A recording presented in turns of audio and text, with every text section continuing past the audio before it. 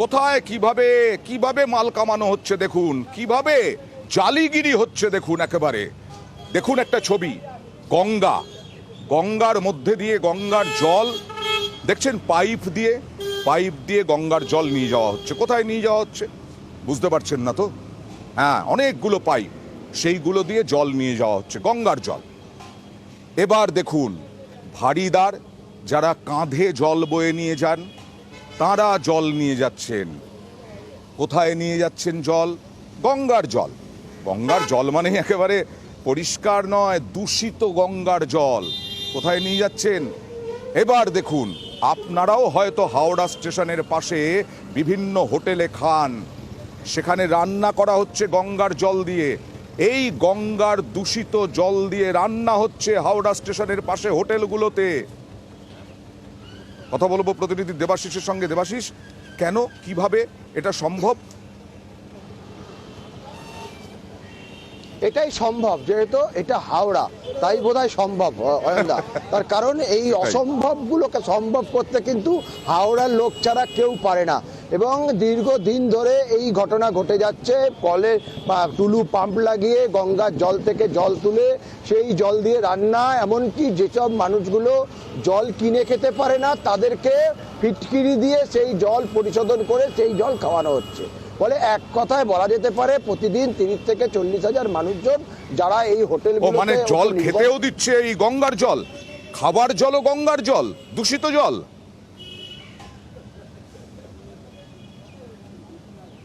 খাবে তারা তো এই জল খাবে। এরপরে কি করলো, জলটা একেবারে ফিটকিরি দিয়ে পরিষ্কার না হওয়ায় তারা বোরিং করলো। বোরিং কোথায় করলো? গঙ্গার পলিতে বোরিং মেশিন লাগিয়ে দিল। সেইখান থেকে বোরিং করা জল কিছুটা পরিশোধিত, সেই জলই খাওয়ানো হচ্ছে। আর রান্না থেকে শুরু করে বাসন মাজাই সব কাজগুলি করা হচ্ছে গঙ্গার একদম জলে। রান্না থেকে শুরু করে বাসন মাজা সব করা হচ্ছে গঙ্গার এই দূষিত জলে। জল খাবারও হিসেবে দেওয়া হচ্ছে। বাহ বাহ বাহ বাহ বাহ। আর দেখুন স্থানীয় মানুষ যারা খেতে বাধ্য হন তারা কি বলছেন দেখুন। আমরা মেনলি বাড়ির জল নিয়ে আসি, তা নাহলে এখানে প্যাকেজ ড্রিঙ্ক কিনতে হয়, না হলে তো ফুড পয়জন হওয়ার প্রবল সম্ভাবনা রয়েছে। গঙ্গা থেকে জল তুলে নিয়ে যাচ্ছে, রান্না হচ্ছে হোটেলে হচ্ছে, জেনে শুনেই বিষপান করানো হচ্ছে আর কি, আমরাও করছি। ফিটকারি মিশিয়ে জল খাওয়ানো উচিত নয়, কি করা যাবে, উচিত নয়। খাই না হাওড়া স্টেশনের পাশ থেকে। হোটেলে যখন খাচ্ছে তারা তো সেই জলই খাচ্ছে। একটু হোটেলটাও দেখে নেওয়া উচিত। সমানে জল চলে যাচ্ছে ভারী করে, হোটেলে যাচ্ছে, নাহলে জলের কিসের দরকার? দেবাশিস, সবাই তো আর বাড়ি থেকে জল কিনে আনতে পারেন না, বা বাড়িতে এখানে কিনে জল খেতে পারেন না। হোটেল কর্তৃপক্ষ কি বলছেন? আচ্ছা, এরা যে এরকম ভাবে চালিয়ে যাচ্ছে, নিশ্চয়ই একটা হোটেল নয়, পরপর কয়েকটি হোটেল, কেউ দেখার নেই?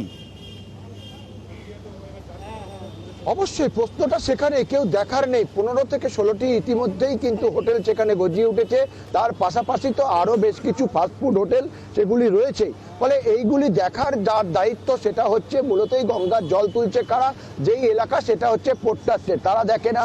স্বাস্থ্য বিভাগ, যারা হাওড়া জেলার বা রাজ্যের স্বাস্থ্য দপ্তর, তাদের দেখা উচিত এই ফুড সেফটি, এমনকি পুরসভার যাদের দেখা উচিত এই ফুড সেফটি মেথড বা ফুড অফিসার যারা ফুড টেস্টিং করবে, সেরকম কোনো পদ্ধতি কোনো রকম কেউ নেই।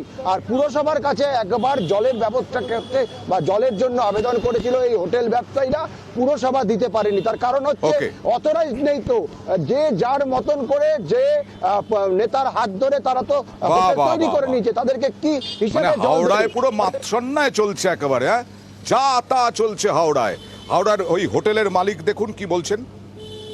এই চত্বরটায় খাবার জলের সেভাবে কোনো ব্যবস্থা ছিল না, কোনো দিনই ছিল না। গঙ্গা থেকে পাইপ দিয়ে জল আনা হচ্ছে, গঙ্গা থেকে পাইপ নিয়ে যে জল আনার ধোয়া মাজা করতে হয়, তো অনেকে তুলতো অতীতে, কিন্তু এখন আর সেভাবে কেউ তোলে না। সবাই কিন্তু সতর্ক হয়ে গেছে, সবাই এভাবে এখন কিন্তু জল কিনেই আনে, প্রত্যেকটি ইলেকট্রিক জল কিন্তু কিনে আনে। আমরা কিন্তু মাঝে মধ্যেই দেখি কলকাতা পুরসভা, হাওড়া পুরসভা, বা হাওড়া পুরসভা নয়, বিধাননগর পুরসভা, দমদমের বিভিন্ন পুরসভা, তারা ফুড সেফটি অফিসার আছেন, তারা গিয়ে হোটেলগুলোতে ছানবিন করেন। আর এখানে হাওড়া পুরসভার কোনো দায়িত্ব নেই। এইভাবে চলবে? আপনারা ব্যবস্থা নিন। কি বলছেন মুখ্য প্রশাসক দেখুন। কোন জলে রান্না হচ্ছে এটা ফুড সেফটি আমাদের একটা ডিস্ট্রিক্ট হেলথ দেখে, তো তারাই এটা দেখবে। এবং আমার নিশ্চিত বিশ্বাস যে তারা নিশ্চয়ই এটা নিয়ে চিন্তা ভাবনা করবে।